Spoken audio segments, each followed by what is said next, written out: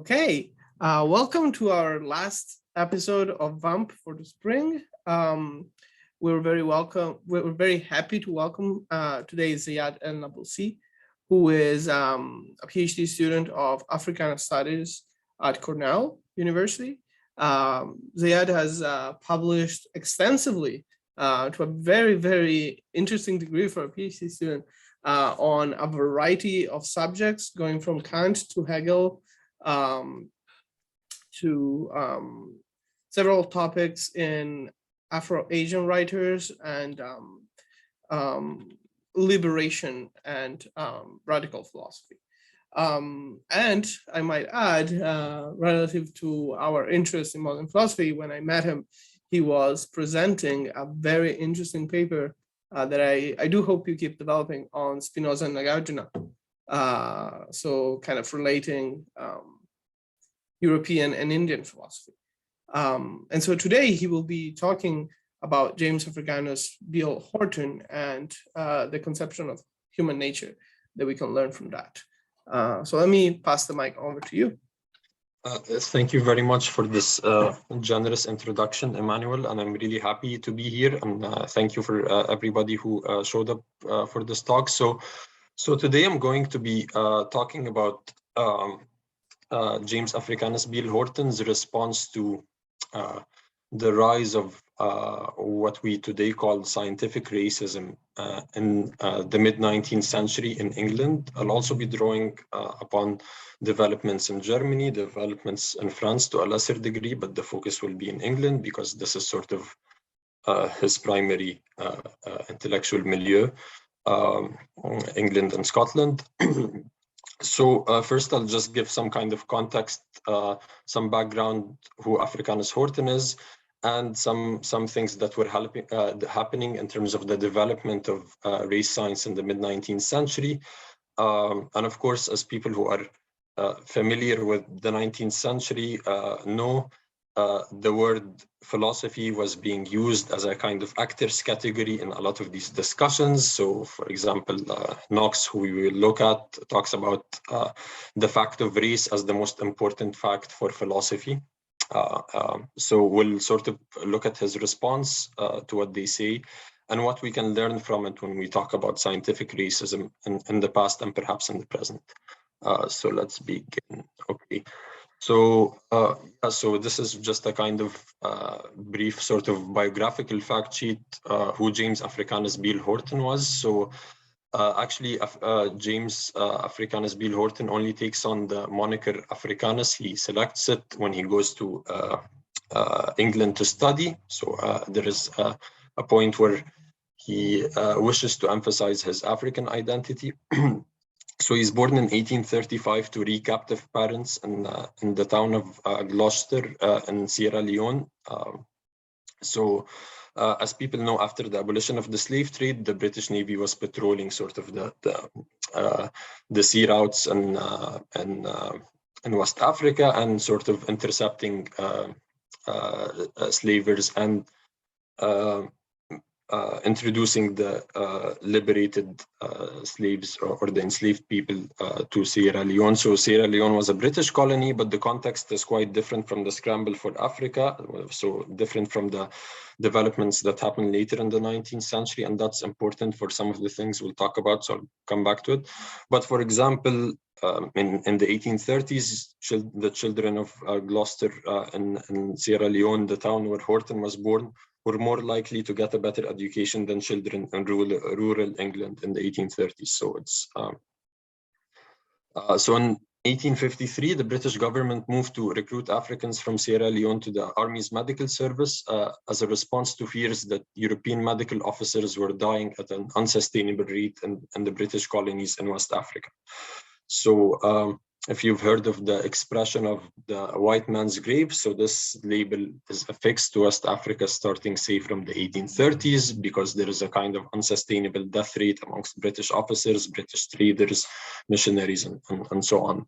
So in 1855, 3 students, including Horton, were selected to study medicine in Britain. And actually on the right, you'll see this is This is his matriculation records at the University of Edinburgh. So I was able to do some archival research there in January. So you probably can't read it very well, but you can sort of see teacher's name, classes, so subject matter, and the dates. So he studied for 3 years at King's College, then spent an additional year of study at the University of Edinburgh before earning his MD. And he would return as a medical officer in the British Army to British-controlled West Africa in 1859. So some kind of general claims about racism during the 19th century.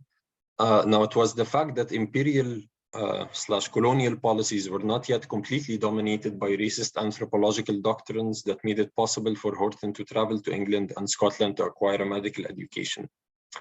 By the time of Horton's death,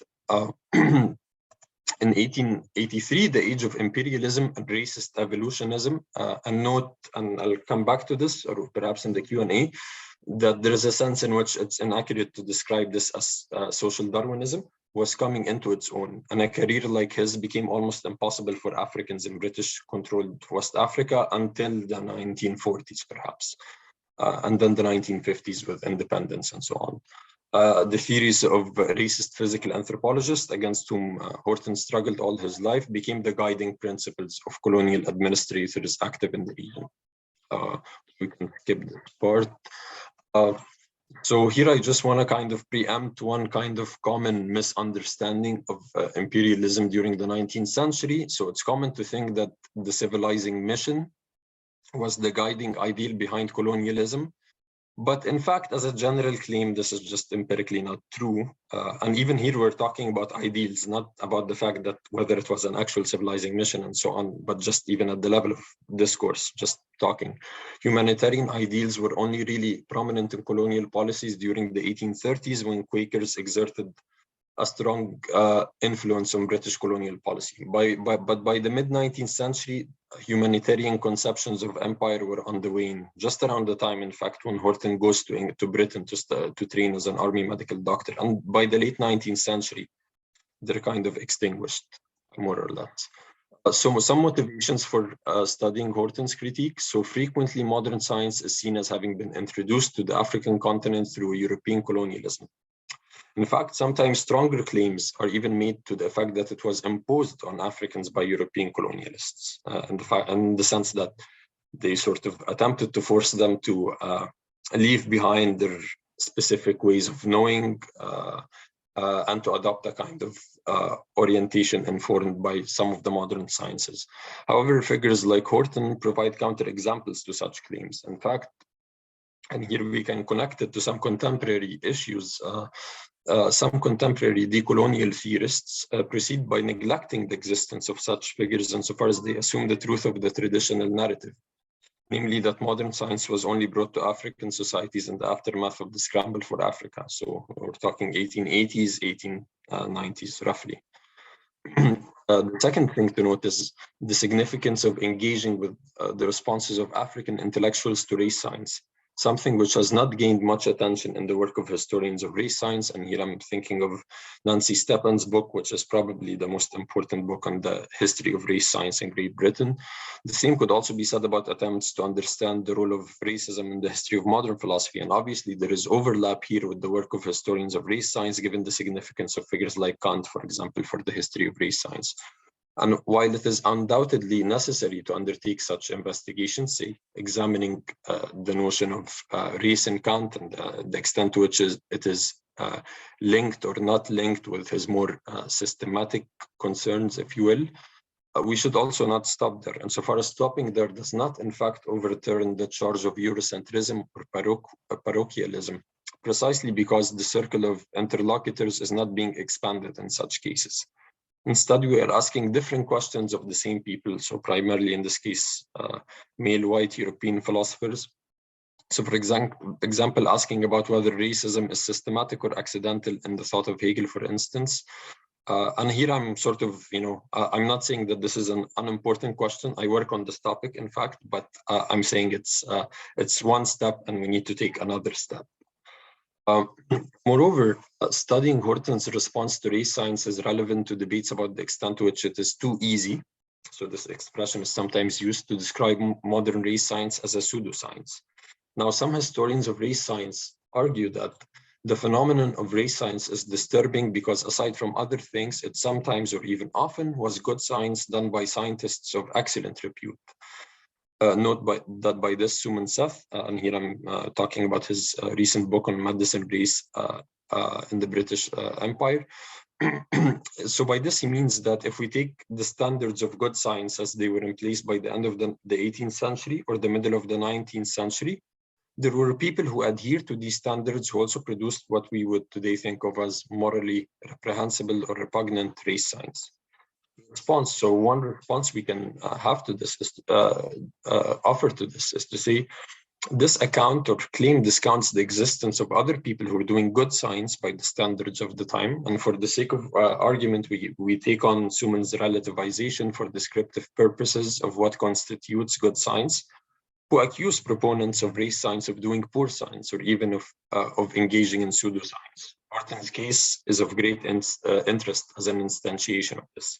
So here we can judge without being accused of anachronism. What we are doing is we are taking a cross-section, a kind of synchronic cross-section of Victorian scientific views about humans and different human races and not imposing our own views, at least not directly. I mean, we're imposing our own views, I suppose, insofar as there is a selection principle that I'm, as a historian, I'm employing. And here I just talk a bit about Horton's competence as an anatomist. Again, on the right-hand side, here you'll see, again, the Marticulation album and Horton. I don't know if I can use my mouse, but yeah, if you read sort of the age, you can see an asterisk here, Horton, James Africanus Beale, Sierra Leone. So this asterisk indicates an honor or distinction for his dissertation. And here you also have the testimony of the principal of King's College. So this is a letter dated November 3rd, 1858. I have much pleasure in bearing witness in the warmest terms of the excellent conduct and diligence of Mr. James B. Horton during the time which he has passed as a student in the medical department of this college. I won't read the rest, but my point is his professors recognized his competence. We can talk a bit about Horton's training and how this becomes relevant in the way he responds to race science. One thing that is very easily observable in Horton's medical writings is his obsession with recording environmental details wherever he was stationed in West Africa. So he begins, for example, and this is a part of a kind of Hippocratic approach to medicine. So he begins chapter 13 of his Physical and Medical Climate and the Meteorology of the West Coast of Africa, published in 1867, with the following quotation from Hippocrates: "Whoever would investigate medicine properly and practice it successfully should consider the seasons of the year and their different effects, the winds common to all countries and those peculiar to each locality, the aspect of town and cities in relation to the winds and rising of the sun," and so on. This was in keeping with his training, which emphasized the importance of environmental determinants of disease. Again, this point about environmental determinants becomes important later on. And this was influenced by sort of the revival of one strand of the Hippocratic tradition in medicine in Europe from the 16th century onwards, with the rediscovery of airs, waters, and places. The British military was also deeply interested in medical geography. So in 1835, for example, the British Navy ordered its medical officers to produce medical geographical studies of the different regions in which they were stationed. This is also the age of statistics. So the Hippocratic element, the environmentalist element by itself doesn't explain Horton's practices as a researcher. There is another prominent element, which is sort of the obsession with compiling statistical tables. So if you read anything he writes, he has these really long tables. So recording temperature, humidity, saturation of the atmosphere as a function of temperature, dew point, all of these things. Again, we can understand this obsession with statistics if we look at the spread of statistical societies in Britain and starting from the 1830s. And it also becomes an important element in tropical medicine especially for medical officers like Horton. So the work of Captain Alexander Tulloch becomes a kind of paradigm in the Kuhnian sense, even, you can say this. Now, historians of race have noted that even though racial hierarchical classifications were present in the 18th century, it was rare to find defenders of polygenism. By polygenism, we mean the thesis that different races had been made in separate acts of creation. Of course, this thesis by itself doesn't necessitate the adoption of racist views, and so far as strictly speaking, one can hold that there are different races that had been made in separate acts of creation, but that these races were nevertheless all equally human and deserving of equal consideration. So that's a possible position in logical space, if you will. And historically, we do also have instances where people thought this way.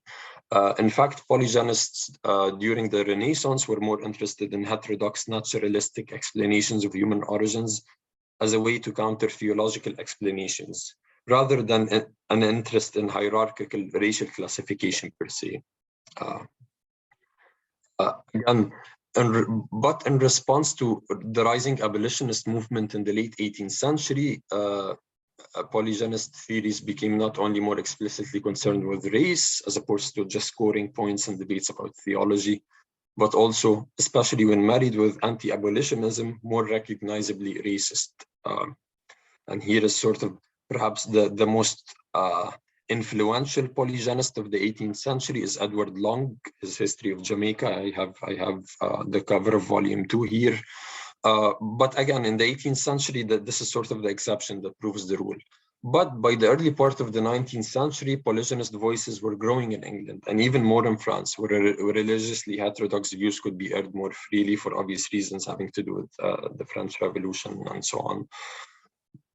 And the leading figure in British ethnology in the first half of the 19th century, James Cowles Pritchard, would devote his life and work towards combating such polygynous tendencies, which were also growing as a result of the discovery of greater physical diversity through comparative anatomy. Now, one way we can think of it is to think of Pritchardian ethnology as a response, and here I'm drawing on Stocking's book, which is sort of one of the few books on Victorian anthropology. So Pritchard set his primary task as the defense of human unity. Initially, this defense was, in fact, religiously motivated, because there is an obvious sense in which polygenism is a religiously heterodox view, of course.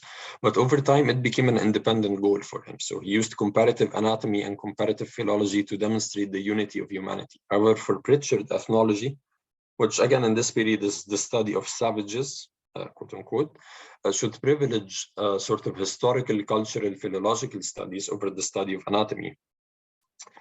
There was also a kind of what we can describe as an anti-naturalist element in Pritchard's thought, insofar as he thought that there was an unbridgeable chasm between humans and apes.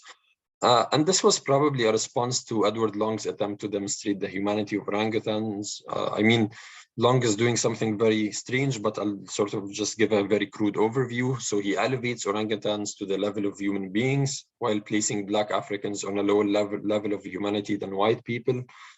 And Long's work is tremendously influential. It's cited by British, American, French, German polygynists 100 years after it's written. And it's not surprising that someone like Pritchard would think of naturalistic accounts that emphasize the similarities between apes and humans as guilty by association. Now, as we will see later, Horton doesn't do this. This is something that's interesting about Horton. The mid-19th century, Pritchardian ethnology is under attack. So, and in general, in the Victorian age, especially the mid and late Victorian period, we note a marked shift in attitude toward Black people in general. A more negative attitude develops. And somebody who's tracked this really well is Gordon K. Lewis. And here I have the cover of his book, if people are interested. I mean, there are a variety of causal explanations that we can posit. I'm just going to go through a few. So one explanation has to do with the fact that by the mid-19th century, the technological and economic gap between European societies and non-European societies had increased tremendously since the mid-18th century. So if you've heard of this term, the Great Divergence, it's happening around this period. And Victorians are aware that their society has undertaken massive changes. So people who were born in 1851 could, over their lifetime, understand that something radically different has occurred in their society. They could see these technological developments, or the railway boom of the 1840s and so on. And another factor which amplifies racist discourse is revolts in the British Empire. So in 1857, the Indian Mutiny or Sepoy Rebellion, and the Jamaican Affair of 1865. And also the development of a kind of racialist nationalism. Okay, we can skip this one, but we can go to the next one. So for example, Robert Knox, who can be considered as paving the way for the Anthropological Society of London, would also provide a racialist interpretation of the nationalist revolution. So I won't read all of this, but basically you can read it, you know. He says, these aren't really nationalist revolutions, they're not class revolutions. So he's talking about the 1848 revolutions, they're race wars. And Europeans are about to find out that you cannot have these multiracial empires. Obviously speaking about excuse me, the Austro-Hungarian Empire as, you know, something unsustainable and so on. And then you have Karl Popper, who plays also a very important role in the development of race science in the mid-19th century. And he's actually a participant in the revolutions of 1848. And again, he kind of gives a kind of racialist cast to these nationalist movements. The other important element, which is very salient in Vogt, is his hostility to religion, and I'll say something briefly about it. So he's very notorious in the English-speaking world. He's considered, you know, tremendously influential in Germany in the mid-19th century. I won't go through all of this, but this is basically from Yale's College Courant. We can go back to it. But here's the important part. He says, he who is a friend of science cannot recognize the truth of those doctrines of revelation which enter into conflict with science. Natural science should be totally liberated from the influence of religion and faith. So why does this matter? Now, insofar as the proponents of materialism took monogenesis to be a primarily religious doctrine, although as with Pritchard, some proponents of monogenesis could come to think of the thesis as independently supported by scientific evidence. Now, they could also take their task as ridding science of this unwanted religious influence. The example Vogt also points to another challenge that was faced by the ethnological approach to the study of humankind, namely its assumptions that humans could not be studied in purely naturalistic terms. The physical anthropologists would explicitly revolt against this assumption. So, for example, this is Vogt's lectures on man, and here you see the translators, James Hunt, who is in fact the founder of the London Anthropological Society, and they sponsored this translation. You can see below here, London, published for the Anthropological Society.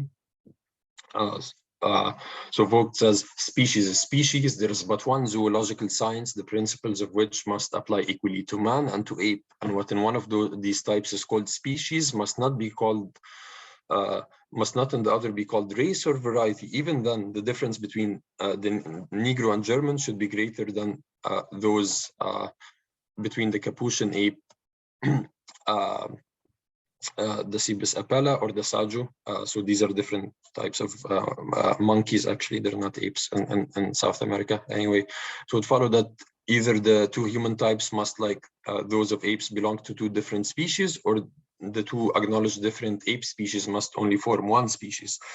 Basically saying, look, the threshold is the same. Differences between different animal species which belong to the same genus can be extrapolated and applied to differences between different races, which on this model are going to be recast as different species of humans, of the genus Homo. Something is happening here. I cannot.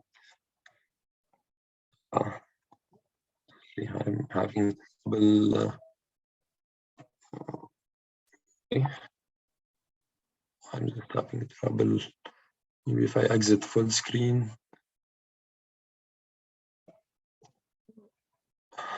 I'm gonna stop sharing for a second because I don't know what's going on here.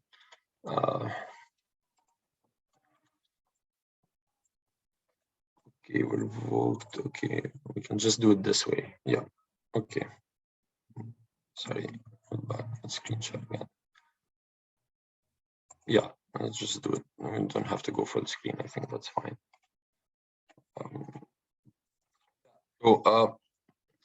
So one issue is, and this is pointed out by Justin Smith, who's looking at much earlier period. So he's looking at race in early modern philosophy, but he suggests that naturalistic approaches to the study of human beings can lead to sort of problems insofar as if we do away with the idea of an immaterial soul by virtue of which we're all humans, and if sort of physiology becomes a kind of replacement for the soul, or it stands in for an essence, then you can run into problems in terms of identifying the unity, which is supposed to allow us to speak of all of us as human beings, despite the fact that we have these obvious physiological differences. So here I have a quote from Smith on Diderot. It is not clear in virtue of what shared humanity all individuals grouped as humans may be said to be morally equal, notwithstanding their physiological and intellectual inequality. Now, I suggest that one possibility for the naturalist is to deny any significant physiological and intellectual differences, which I suggest is Horton's own approach. Now, I said that Robert Knox is really important for the development of scientific racism in the mid-19th century, and his book is, his most influential book is The Races of Men, a philosophical inquiry into the influence of race over the destinies of nations. So Knox says it very clearly, with me, race is everything. And he makes claims of the form, and now for the Negro and Negro lands, so Central Africa, as yet untrodden and unknown, look at the Negro so well known to you and say, need I describe him? Is he shaped like any white person? Is the anatomy of his frame, of his muscles or organs like ours? Does he walk like us, think like us, act like us? Not in the least. So here you have a very clear statement of absolute physical differences, which in turn play out as differences in intellectual ability. One interesting implication of sort of his thesis of absolute difference is that he actually is hostile to colonialism as a settler project, because he thinks that you have these distinct races that are adapted to different environments and they cannot adapt to other environments. They just die off when they're placed there. And there is a lot of debate, well, not a lot of debate, but some debate about Horton's position on colonialism. I won't go into that. We can go back to it in the Q&A.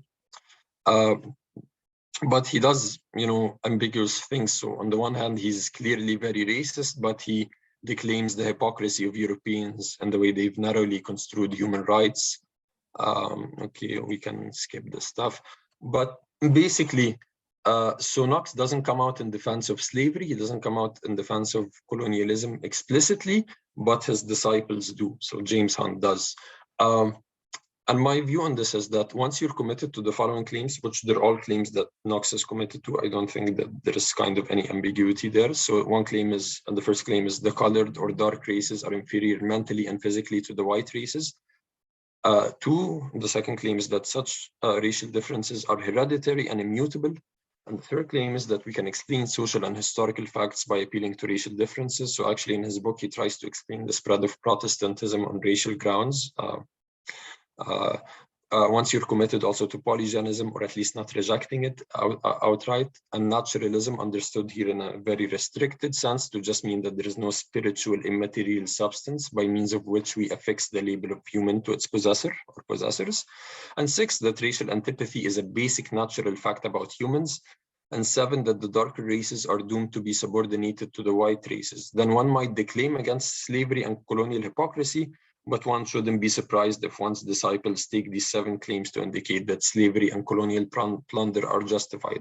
After all, they only really need just one additional premise, which is that which is natural is justified, that you can infer facts of right from this natural subordination.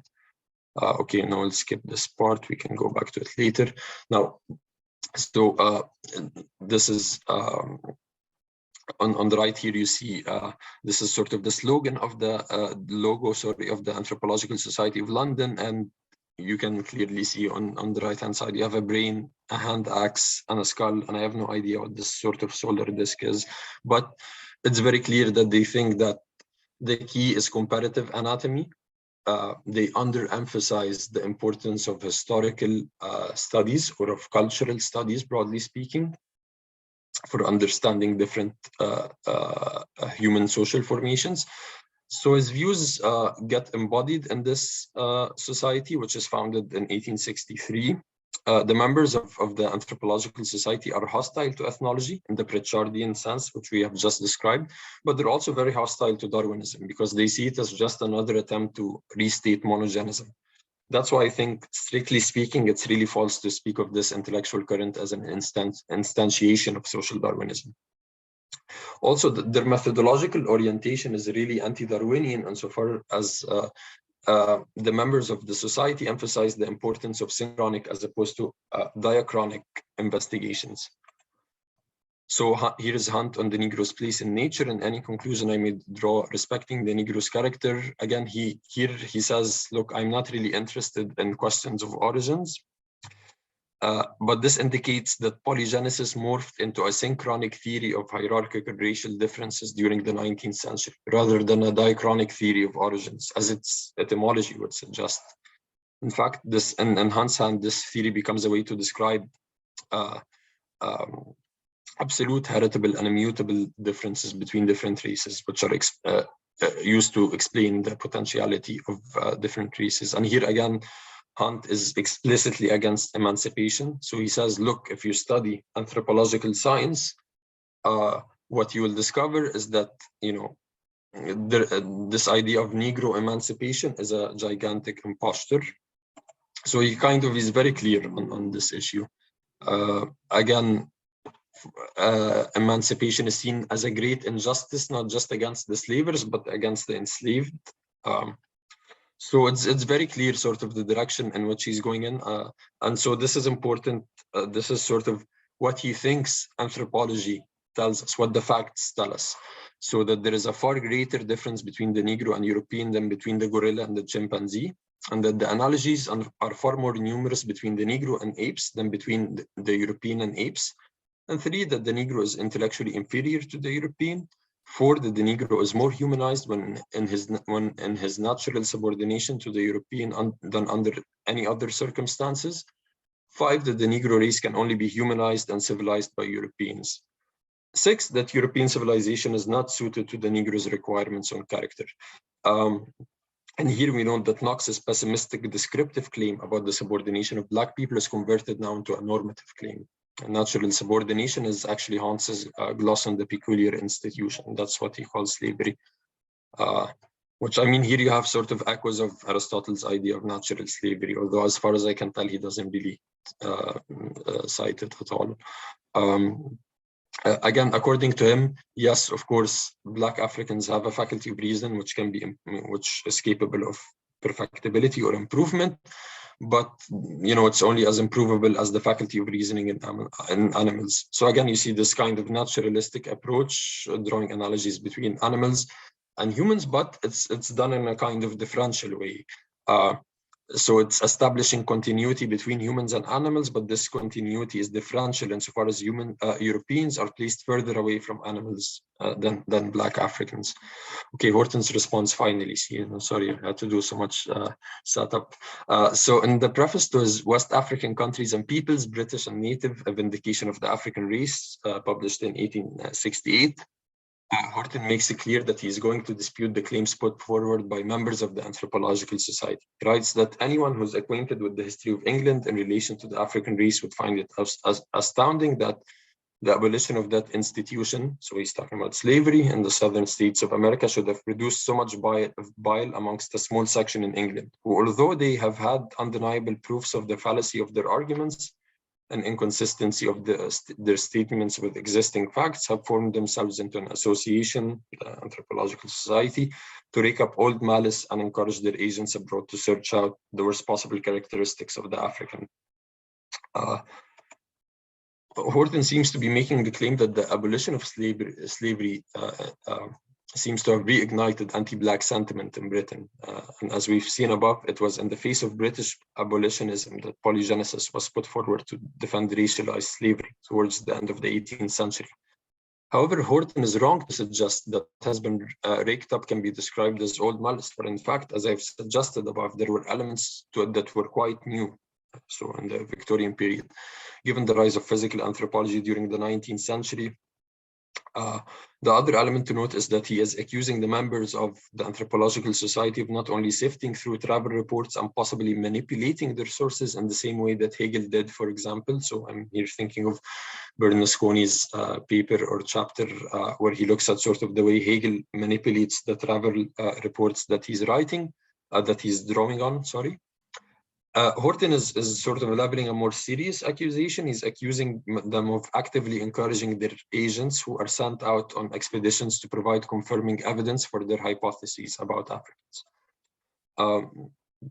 And again, here, Richard Burton, who's a really famous Victorian explorer, he's also the vice president of the Anthropological Society. And this is sort of who Horton is aiming at. And Horton sees that the main aim of the Anthropological Society is to prove him, the African, unimprovable, and therefore unimproved since the beginning, and consequently fitted only to remain a hewer of wood and a drawer of water for members of that select society. So here is a kind of outline of Horton's argument. So what Horton will attempt to do is to use his anatomical knowledge to show that one cannot argue that on anatomical grounds alone, Africans are not capable of improvement. Consequently, he will argue that anatomy shows that Africans are indeed capable of improvement, and he will draw upon history to show that this capacity has in fact been actualized when external circumstances have made it possible to actualize it. In other words, Horton thinks that a thoroughly naturalistic study of humankind points towards the necessity of historical investigations. So my suggestion here is to frame it as follows. This is a return to the Pritchardian paradigm, with its emphasis on historical cultural studies without Pritchard's anti-naturalism. So on the question of immutability, he argues that Knox, Vogt, and Hunt have no evidence for the claim that racial properties are immutable. So he says true it is that certain peculiarities which are characteristic of a nation can be traceable for generations. However, greatly admixture and other external influences may have operated on their general character. But to insist on the broad dogma that no changes have taken place in the races of man or even animals as far back as historical evidences can be traced is to insist on what is opposed to nature, and none but the unreflecting can be carried away by so sweeping a doctrine. So actually the way he positions himself is that he is sort of less prone to speculation than Knox and Vogt, and we'll see that there is quite a bit of truth in this accusation of speculation that he levels at them. And again, on the question of the relationship between humans and apes, Horton writes, they place the structure of the anthropoid apes before them and then commence the discussion of a series of ideal structures of the Negro, which only exist in their imagination, and thus endeavor to link the Negroes with the brute creation. By ideal here, he seems to mean a type that is not actually instantiated in the world, but also an average that is derived from an inadequate statistical sample, both in terms of its size and through the fact that it is not randomly selected. So for example, Vogt, when you read his book, he says, look, I basically only had access to 6 Negro skeletons when making my comparisons between the European type, the Negro type, and the great apes. So this is something that Vogt himself kind of admits, but in a very kind of slight manner. And I'm suggesting that he really thinks about this in terms of equidistance. So, but Horton is not really, so he's not really saying that Black Africans are not linked to brute creation. In fact, what he's saying is that both white Europeans are Black and Black Africans are equidistant from apes. They are not far from apes, but they are equally close. So there is not, you cannot sort of put a scale where you, try to say that Black Africans are closer to apes than white people, as they were attempting to do. I mean, and Horton is a naturalist in the sense that, in this, again, restricted sense in which I'm using the term. So he says, even intelligence and language are to be found in the animal kingdom. So language for him is not a Rubicon, that again, it's sort of something that animals possess, but in a rudimentary form, but in principle, they do possess it. On the question of mental perfectibility, Both Hunt and Vogt make claims about mental development. They claim that while the Negro child is equal in learning capacity to the white child, the development of the former is arrested while the development of the latter continues. Hunt tries to give us a kind of physical explanation of this fact. So he says the sutures of the frontal part of the cranium close later in the white races than in the dark races. And Horton's response is to say, look, I've examined thousands of Black people, and in every case, the posterior sutures first close, then the frontal and the coronal, and that he has never observed the contrary case at all. So again, this question of empirical inadequacy. So in general, Horton doesn't think that people like Hunt and Vogt have empirically adequate accounts. In both cases, he emphasizes that they have not examined Black Africans in person. Of Hunt, he writes, of Dr. Hunt, we must truly state that he knows nothing of the Negro race, and his descriptions are borrowed from the writings of men who are particularly prejudiced against that race. Of Vogt, he writes of the wild imagination of the German philosopher. He also claims that Vogt has never seen a single Black African in his life, while Horton has seen thousands through his work. Horton hits the mark because even Vogt himself recognizes that he really has not had a chance to study any specimens in person. So for example, he writes 30 pages on a kind of comparative account of brain size and different structures in terms of convolutions of the brain. But he also says, I possess no Negro brain, and that he's relying on sketches of the brain of the Hottentot Venus. So this is a reproduction of the sketch. It's this is the brain. So take, for example, Vogt's own conception of science. So Vogt says science acknowledges no other authority but its own laws resting upon well-observed facts. Horton agrees with this conception of science. However, he is arguing that Vogt and Hunt systematically violate it. Specifically, they do not derive their conclusions based upon well-observed facts. In fact, Horton is confident that further anatomical investigations done rigorously will show that the existence of an attribute of a common humanity in the African or Negro race, that there exist no radical distinctions between him and his more civilized confrère, and so on. Horton thinks that even some of the visible physical differences between people belonging to different races. So Horton doesn't claim that there are no biological races. He's a realist about race, but he thinks that some of these differences can be explained environmentally. Again, this is a revival of the Neo-Hippocratic tradition. So he writes, it is needless to enter here into a discussion on color as Pruner Bay. So Pruner Bay is cited as an authority by Hunt. Himself admits that the Negro coloring matter is exactly the same as that found in the freckles and tan skin of Europeans. The color is caused by exposure to the sun, by the effect of malaria, and various affections of the spleen and liver. Now, Horton is aware that this explanation had been coming under pressure because it became clear, especially in the 17th and 18th centuries, that people, in fact, do not change skin color over relatively short periods of time when they move to a different climate. So even over generations. So he must mean that this happens after a very, very long period of time. The other thing is that this explanation appears to be kind of Lamarckian. It's sort of hinting at the inheritance of acquired characteristics. And Lamarckianism is very common amongst Victorian,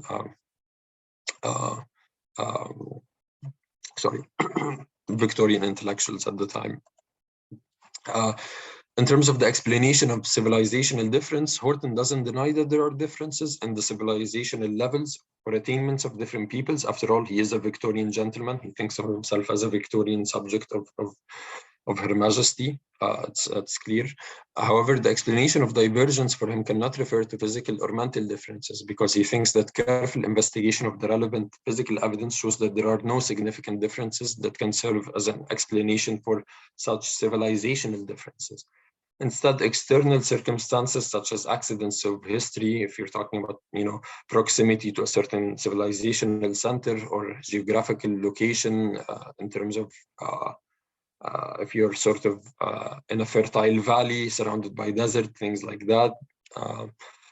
In antiquity, for example, he says, due to favorable external circumstances, Africa was the nursery of science and literature. And here he's sort of talking about ancient Egypt, but also the history of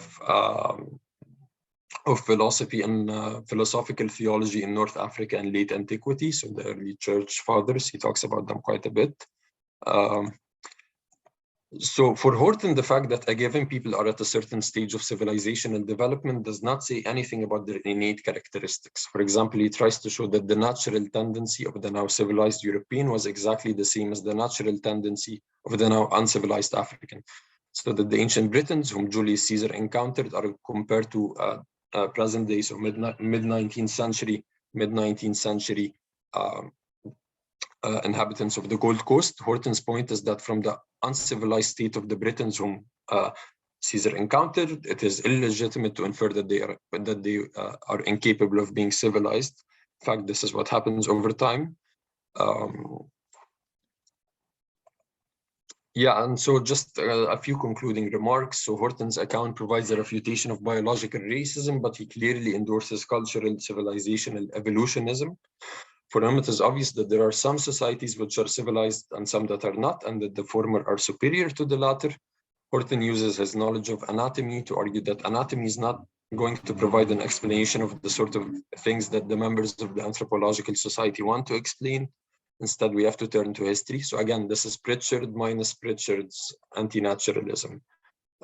And for Horton, finally, human nature is basically uniform with modifications by external circumstances. And here I kind of have a kind of speculative remark.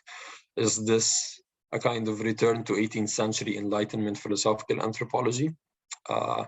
Yeah, and thank you so much for listening. And here I have some topics which I didn't manage to speak about, but which could be of interest to some of you. And I'm obviously happy to take any other questions, but I just wanted to put this out there. Thank you so much.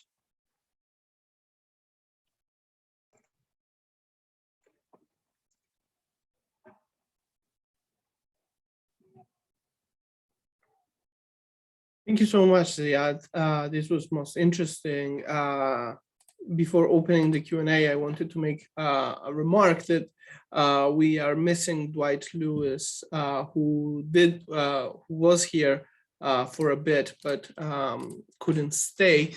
But of course, he is one of the leading scholars in this kind of research, and we had the pleasure of having him last year. And he, I also know that he is setting up an interesting laboratory to improve the teaching of early modern and modern philosophy in Minnesota this summer. So if any of you are interested in that, you can email me and I'll make sure to link you up. But now let's talk about James Beale. So I'm happy to open the queue. Can I just run for some water? Of course. So you can either type your question in the chat or raise your hand.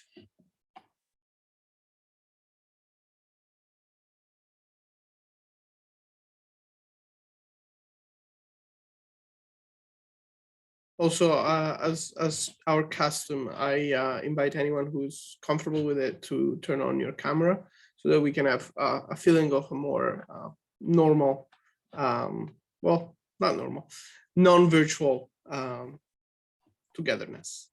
All right, so Alberto, why don't you start us off? Hi. Well, thank you. Thank you for your presentation of this James Africanus.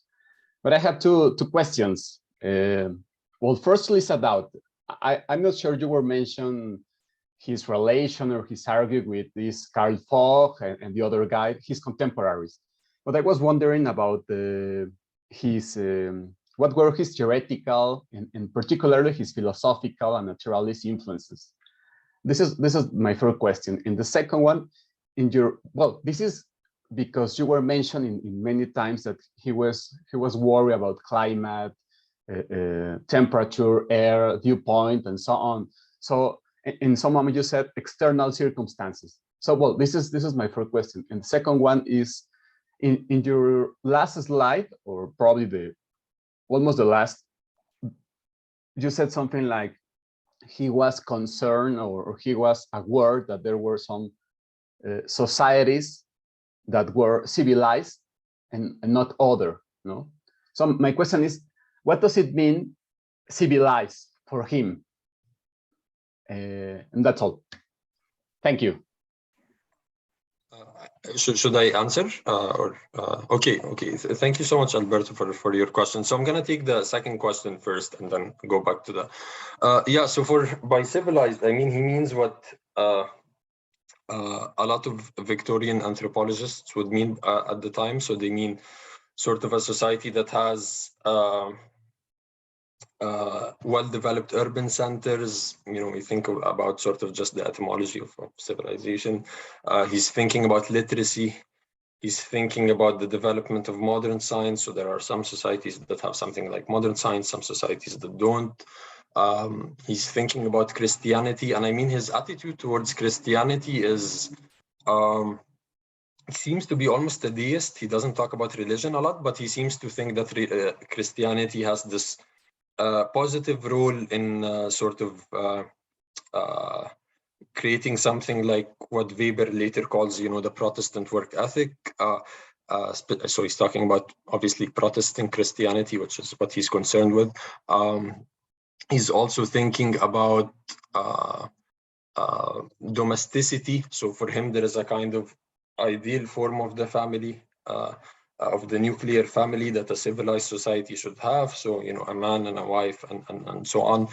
So it's almost like a very, it's the standard Victorian conception of what a civilized society is. And it's clear he thinks that,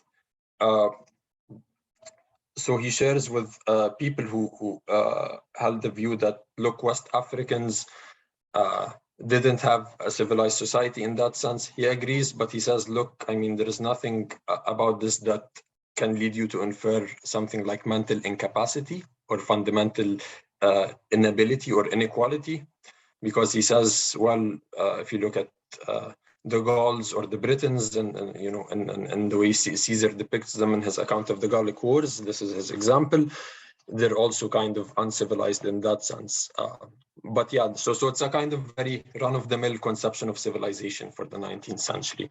And sorry, your first question, can you please repeat it for me, please? Yeah. Can I just? Yeah, of course, yeah. So so thinking what you said, this James Africanus was thinking in that moment that Africa was uncivilized. Yeah, he was recognizing that. I mean, yeah, for him. Okay. Yeah, but so here's the thing. So he thinks that it's uncivilized, but in Sierra Leone that's not the case, because in Sierra Leone you've had sort of a development of these recaptives. Horton is a second-generation recaptive, so he's born in Sierra Leone. His parents were not born in Sierra Leone, but you've had a population that has very high literacy for the mid-19th century, even compared to Europe. And he's arguing that, look, there are parts of West Africa, like Sierra Leone, like Liberia, that are civilized by European standards and that deserve independence. I mean, I mean, what Horton is known for is he's one of the first people to argue for West African independence. So again, like with the question of civilization, it depends on which society in West Africa you're talking about. But there are parts where he thinks that what anthropologists today would call horizontal societies, for him, they're not civilized societies. So societies without, you know, clear political, social hierarchies and so on. But that's obviously not the case. That doesn't obtain across all West Africa in the 19th century. So it depends again on the specific society.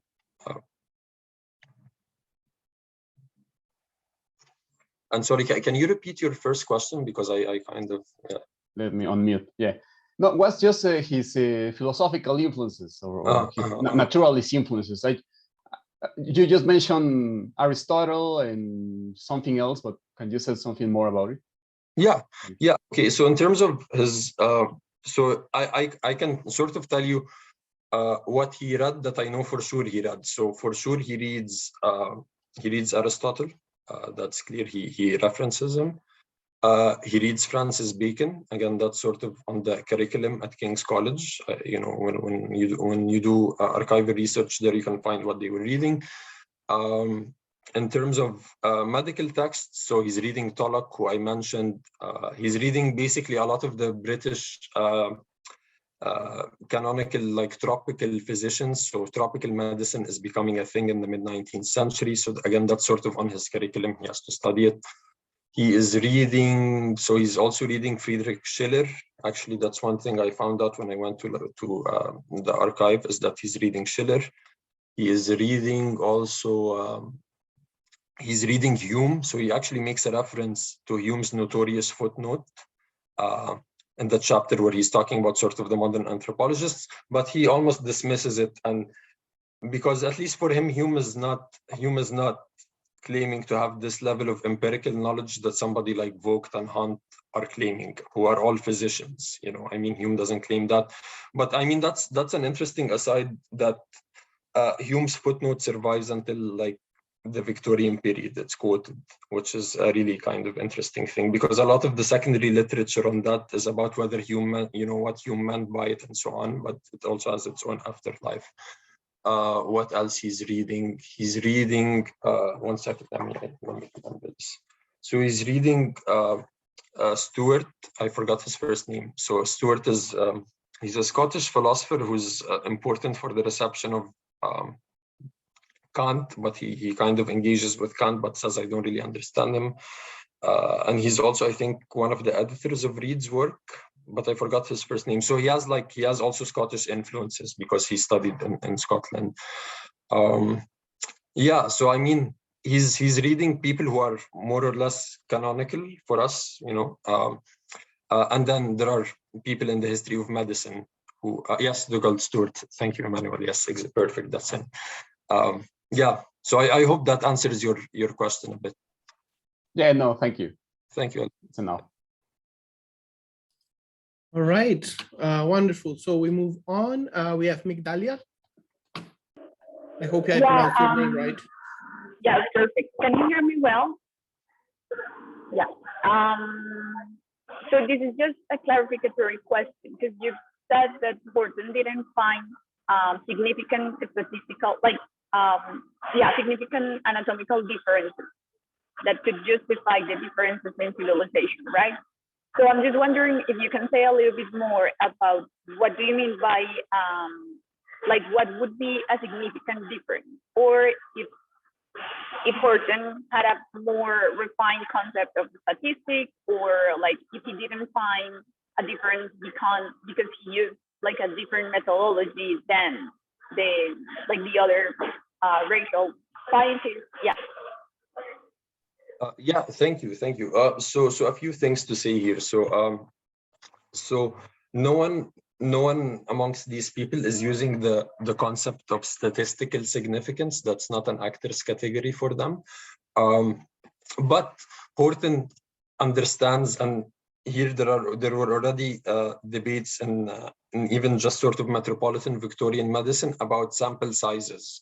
So you had people who were writing papers based on 10 samples, for example, a sample size of 10 out of a population of 20,000, for instance, and non-randomly selected. So these two ideas of non-random selection, because Horton accuses Vogt of picking, the smallest, for example, skulls when he's measuring cranial capacity, when he's measuring cranial volume. He accuses him of picking sort of the smallest specimens. So Horton has a kind of intuitive idea that, look, if you're going to make these general claims, there has to be some care in your selection process of the specimens. And he has the general idea that, look, I've studied as a physician stationed in West Africa. I've looked at thousands of patients. Vogt has looked at 3 or 5 skeletons. So there's that at that kind of basic level. But in terms of, in terms of statistics, this is sort of the age where you have what Ian Hacking calls the avalanche of statistics. So everybody's compiling statistics, and sometimes it's not clear what they're doing with them. They're just sort of recording them, that you should just record that somebody else will be able to use it. But he's and in terms of sort of the differences that he's supposed to find or not find, so Vogt says, look, I'm going to study, for example, ratios between the length of the arm and the length of the trunk, and he thinks that there is a ratio for great apes, for the great apes, and then there's a ratio for white Europeans, and then there's a ratio for Black Africans, and the ratio for Black Africans is close to the ratio of the great apes. But there is dispute about that. So some people who are close to like Darwin, like Huxley, for example, says, well, this is not really true. So they're disputing things about things like, for example, how long your femur is relative to the length of some other bone. And sometimes it's not clear what significance they ascribe to this, but it's sort of the fact that there is a kind of numerical similarity that now I can say, look, the number for apes, the ratio is, let's say, 5. For this group, it's 6. For this group, it's 8. And you can sort of rank it by ascending order or descending order. Does this help a bit? Thank you. Thank you for your question. Right. So, Edith. I'm curious. You pointed out that for him, really, Christianity was especially Protestant Christianity was an example of civilization or civilizing dimension, and that he saw that in West Africa. What about North Africa? I mean, what is especially interesting, okay, you have Islam, I mean, anywhere from Egypt all the way to Tunisia, Algeria, Morocco, you name it. And there's definitely social structures and high learning, to say the least, anywhere from, especially if I think of, by then, not so much Egypt, but Morocco. I mean, and the predominance, especially of a certain kind of Aristotelianism, if we're going back to Aristotle. So does he ever at all acknowledge that, and where does he see Islam in relation to Christianity or any other religion, in other words, Judaism or Islam?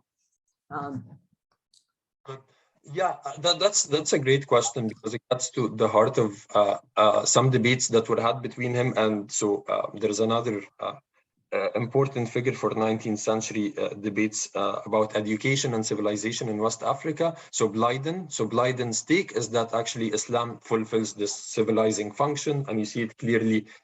So he has an essay called The Negro and the Muhammadan Religion, where he talks about this. But the problem with this is that the missionaries, so he's educated by the Church Missionary Society. So it's a Protestant missionary society. But what's happening is that the people of the Anthropological Society are saying, look, Black people are not worthy of Christianity. You're sort of casting, what's the expression, pearls in front of swine. That's the expression that's used. So Horton has a problem now, because if he agrees to that, he's agreeing sort of with the racist physical anthropologists who are saying that the missionaries are confused. You cannot teach people, you cannot teach Africans our civilization. They do not need it. And this is the quote from Hunt that I pointed out. Horton is arguing, no, they're very much capable of attaining that high sort of European, specifically Protestant level of civilization. So I think there is a kind of debate in the background, which is not being put forward in the text itself, that he doesn't want to side with the physical anthropologists against the missionaries, because the missionaries are operating with the assumption of, equality, in the sense they're saying, yes, okay, there is this religion which anyone can be a part of. The physical anthropologists are saying no. And so they're saying, look, how about we just give them something which is second best, which is Islam. It's still a kind of Abrahamic religion, but it's perhaps more suitable to them because they're not sort of refined enough to become Christians. Does that help a bit? But that's a really good question, I think, and it's something I'd like to. It helps, and it's hugely problematic, of course, because we're going, when Europe is basically totally illiterate. I mean, the Islamic world is just the height of culture. We wouldn't have Plato, we wouldn't have Aristotle, we wouldn't have Galen, we wouldn't have Hippocrates for that context. And it's still thriving. It's not as if it was then, despite Al-Ghazali, okay, we still have a thriving civilization at that time. And it's definitely under Islamic under a Muslim rule. I mean, there's very little doubt. Yeah, and if I can just briefly follow up. So he doesn't talk about sort of classical Islamic or Islamic civilization, as some people refer to it. But for example, so he proposes a program of study for a West African university, which is very radical at the time, and it's turned down. But he proposes the study of Arabic because he knows that there is this tradition of Arabic literature in West Africa, in Arabic and in Ajami. So he knows that, but he doesn't, he's not talking about, the kind of glories of North Africa during the Islamic period. He's interested in the glories of North Africa during the period of late antiquity. So Saint Augustine, for example, so Saint Augustine, Origen. So, but what about Aristotle, Ibn Rushd's Aristotle, as opposed to Augustine's? Okay, I mean, to me, if I think of the height of the medieval period, I mean, Ibn Rushd is a friend of mine, but anyway, I'm a big lover of Ibn Rushd, but especially in his commentaries on Aristotle. So, I mean, you do have a thriving, and that gets repressed by ecclesiastical, not Protestant, but Catholic ecclesiastical concerns. So it's really surprising that it doesn't make an appearance in one way or another. Yeah, I mean, it doesn't make an appearance explicitly, but so in Blyden, for example, it makes an appearance, but Blyden talks about Ibn Khaldun, for example, explicitly. You see references. It doesn't talk about Ibn Rushd as far as I can tell, but Ibn Khaldun for sure. There is a reference there to Ibn Khaldun. I mean, and obviously there's a debate about the extent to which Ibn Khaldun is Aristotelian or not, and so on. But for Horton, again, because Blyden is making that concession where he says, yes, Christianity is not appropriate for Africans.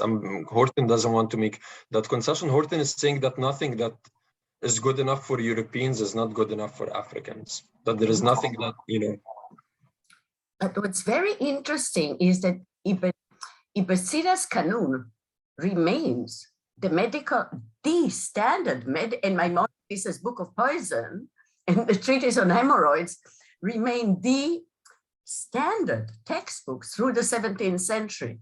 I mean, even Leibniz, Newton, etc., refer to it. So it's not as if those have disappeared, even if Ibn Rushd has in some way been suppressed. You don't want to suppress the science.